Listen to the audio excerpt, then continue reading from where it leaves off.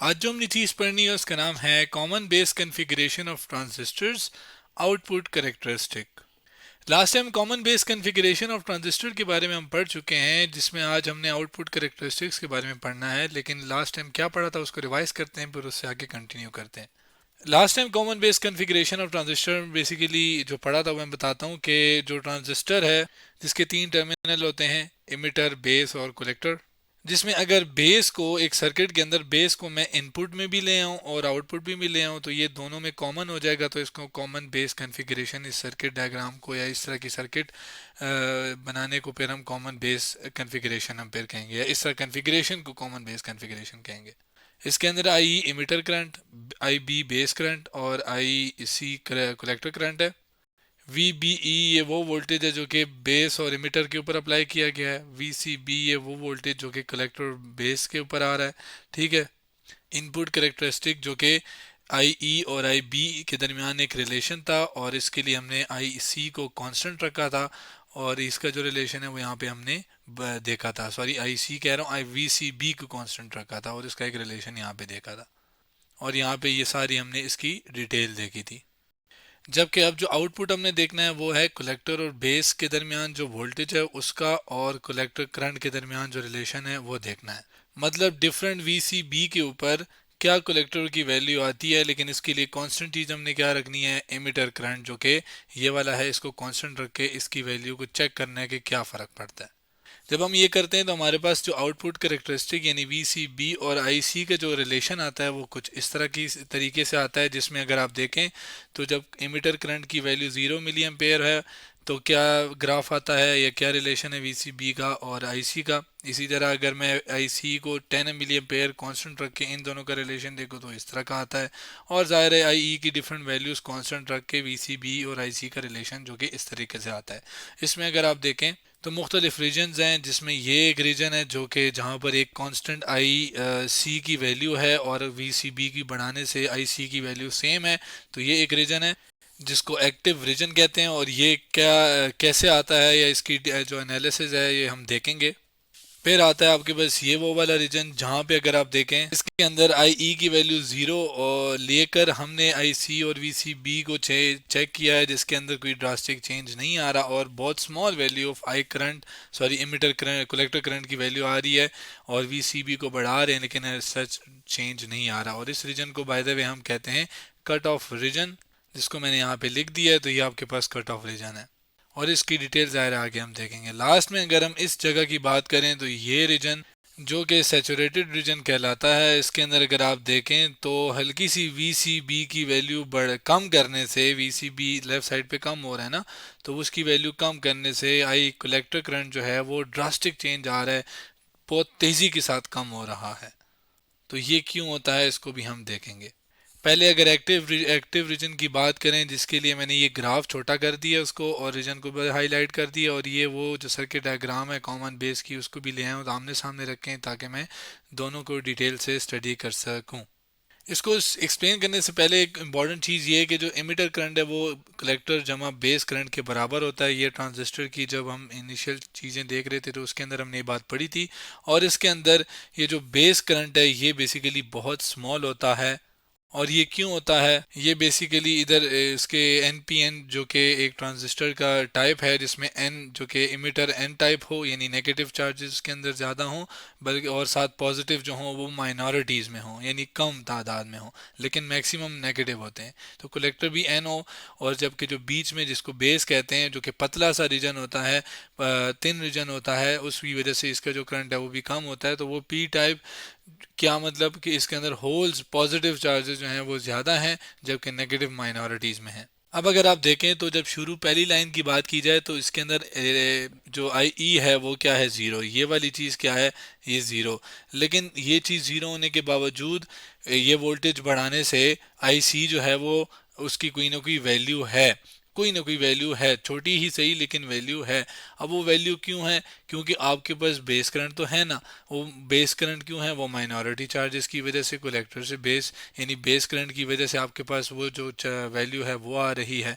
तो इसका मतलब क्या हुआ, कि जब ई आई ई की वैल्यू ज़ीरो हो रही है तो जो करंट आ रहा है वो माइनॉरिटी चार्ज कैरियर्स की वजह से आ रहा है, और वो बेस करंट जो है वो बेसिकली वो वो जिम्मेदार है इस सब के लिए। उसकी वजह से ये थोड़ी बहुत कलेक्टर करंट की वैल्यू आ रही है। आगे जाएं, अब इमिटर करंट को बढ़ा रहे हैं और आगे बढ़ाते जा रहे हैं, और वीसीबी के साथ जो कलेक्टर करंट है वो बढ़ रहा है। अब इस चीज़ को समझाने के लिए मैं ज़रा इसी इक्वेशन को देखता हूँ। अब हमारे पास चूंकि कलेक्टर ज़ीरो नहीं है तो इसको मैं ज़रा हटा देता हूँ। तो आपके पास क्या होता है कि चूंकि ये बेस करंट बहुत कम होता है, तो यानी अगर मैं 100% की बात करूँ, 100% में से 0.001% जो है ना वो करंट बेस करंट की वो आप कह लें कंट्रीब्यूशन होती है। बाकी सारा जो मेन करंट है वो तो कलेक्टर और एमिटर इनका होता है ना।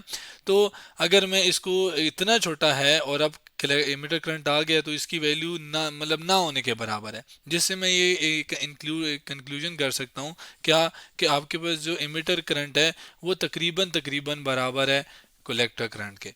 अब इमिटर करंट अगर कलेक्टर करके तकरीबन तकरीबन बराबर है, तो इमिटर करंट अगर 10 एम्पेयर मिली एम्पेयर मैंने दे दिया है शुरू में, और वीसीबी बढ़ाने से आपके पास जो कलेक्टर करंट है वो भी उतना ही आ गया है 10 मिली एम्पेयर, तो आपके पास कोई ज़्यादा फ़र्क तो नहीं आया।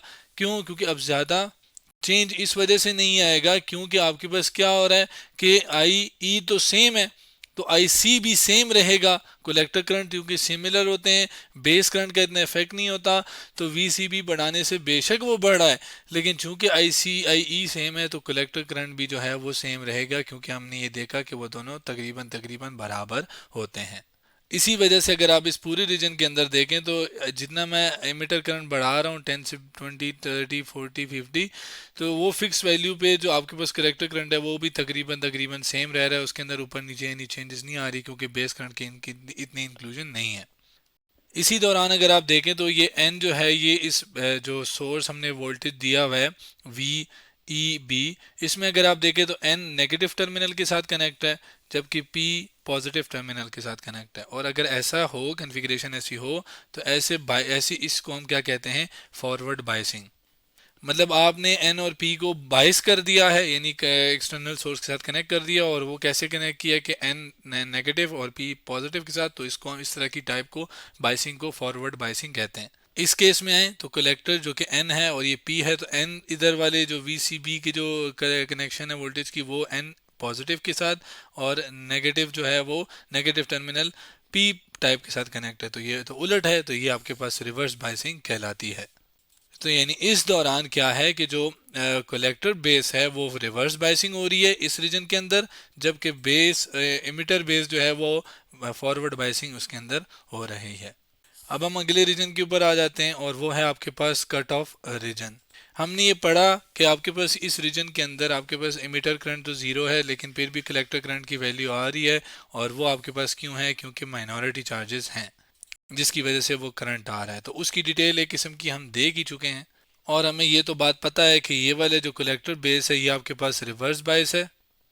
कैसे है वो हमने ऊपर पढ़ा कि कैसे है।